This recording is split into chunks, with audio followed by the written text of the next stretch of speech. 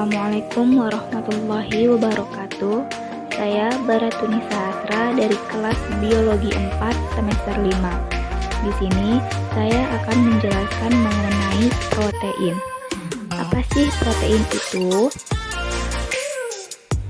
Protein adalah kelompok biomolekul berukuran besar yang terbentuk dari satu rantai panjang asam amino atau lebih. Protein sangat besar dibandingkan dengan molekul sederhana.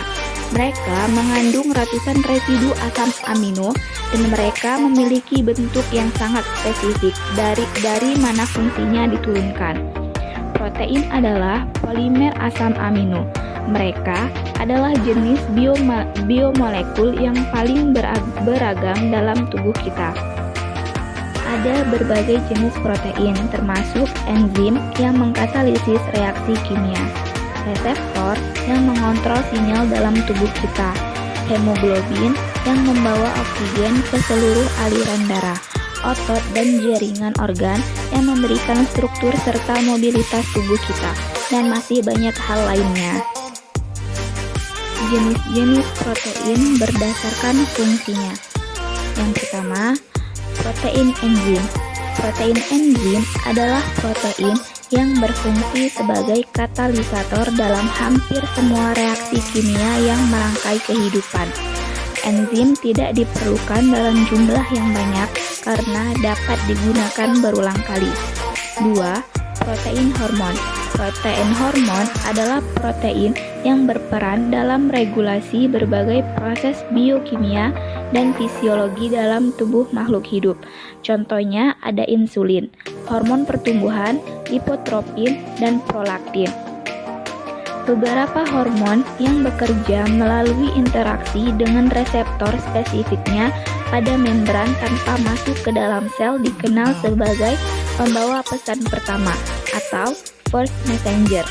Banyak dari hormon protein yang berukuran kecil dengan jumlah asam amino yang sedikit kurang dari 20 asam amino yang disebut peptida. Seperti halnya enzim, hormon juga sudah berhasil diproduksi dengan menggunakan jasa mikroorganisme. Manfaat perkembangan teknologi cloning. Contoh yang sudah dikomersialkan adalah hormon insulin yang diaplikasikan dalam pengobatan diabetes. 3. Ada protein transport. Protein transport adalah protein yang digunakan oleh makhluk hidup sebagai alat transportasi senyawa atau molekul yang dibutuhkan atau perlu dikeluarkan oleh sel. Contohnya ada sitokrom C yang berfungsi dalam lalu lintas elektron dan reaksi oksidasi nutrien menjadi energi. Contoh lain protein transport yang terdapat dalam darah adalah albumin yang mampu mengikat berbagai macam senyawa dan ion seperti natrium, kalium, kalsium, asam lemak, hormon, bilirubin, dan lainnya, termasuk berbagai macam obat-obatan. 4. Protein antibodi. Protein antibodi adalah protein yang terlibat dalam sistem kekebalan tubuh. Protein ini mengenali senyawa atau bahan asing yang masuk ke dalam tubuh atau yang disebut juga sebagai antigen, singkatan dari antibody generator, sebagai langkah awal untuk proses eliminasi atau penjinakannya. Salah satu contohnya adalah protein limfosit antigen yang bersama-sama dengan reseptor toll-like mengenali dan mengikat lipopolisakarida yang berasal dari bakteri yang mengaktifasi sistem kekebalan tubuh bawaan lahir. 5. Protein struktural. Protein struktural berfungsi vital dalam menunjang integritas struktur dan komponen sel, terutama komponen yang bersifat cair. Karena fungsinya yang menjadi kerangka dari komponen sel, protein ini memiliki karakter yang liat dan keras serta umumnya berstruktur serabut. Contoh protein struktural adalah kolagen dan keratin. 6. Protein reseptor. Protein reseptor berfungsi untuk menerima rangsangan dari luar, baik rangsangan kimia maupun rangsangan fisik seperti cahaya. sebelum diteruskan ke dalam sel untuk mengubah atau mengaktifkan reaksi biokimia yang menjadi targetnya. Dan yang ketujuh ada protein penghantar signal atau signaling protein yang terlibat dalam proses penyampaian pesan atau isyarat untuk diterjemahkan menjadi berbagai aktivitas dan reaksi biokimia di dalam sel. Contohnya adalah protein GTPase, adenilat siklase, protein kinase, dan insulin. Struktur protein. 1. Protein primeri. Protein primeri merupakan urutan asam-asam amino dalam rantai polipeptida. Struktur utama protein hanyalah urutan asam amino tanpa memperhatikan aspek bentuk 3 dimensi apapun. Kita dapat menyingkat setiap residu asam amino dengan kode 3 huruf atau kode 1 huruf tergantung seberapa ingin kita menulisnya. Dan berikut ini adalah kedua rangkaian singkatannya. Bentuk yang akan diambil protein bergantung pada struktur primer. Karena itulah identitas semua rantai samping dan urutan tempat mereka ditemukan yang akan menentukan bagaimana protein akan terlipat. 2. Protein sekunder. Struktur sekunder protein merupakan substruktur lokal teratur dalam rantai utama. Contohnya adalah struktur helix alfa atau lembaran beta. Struktur protein sekunder menggambarkan konformasi lokal dari tulang punggung polipeptida, yang berarti pola lipat bahwa protein akan menunjukkan lebih dari beberapa lusin residu asam amino.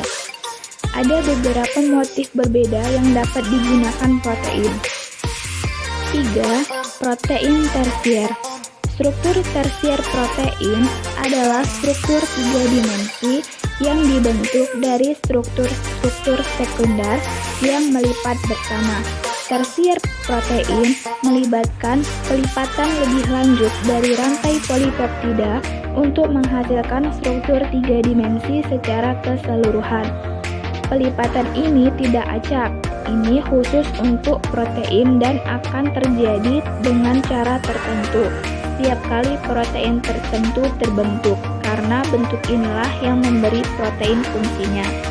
Ada beberapa faktor yang mempengaruhi struktur tersier. Residu dan ikatan disulfida. Residu dengan rantai samping hidrofobik seperti gugus alkil yang cenderung ditemukan dengan pelarut berair.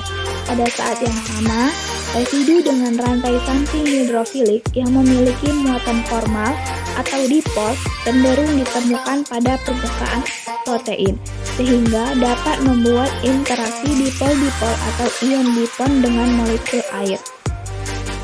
Ikatan disulfida memiliki gugus SH yang disebut thiol pada rantai sampingnya, yang merupakan analog belerang dari gugus hidroksil.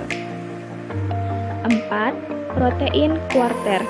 Struktur kuarter protein adalah gabungan dari satu atau lebih rantai polipeptida yang beroperasi sebagai satu satuan.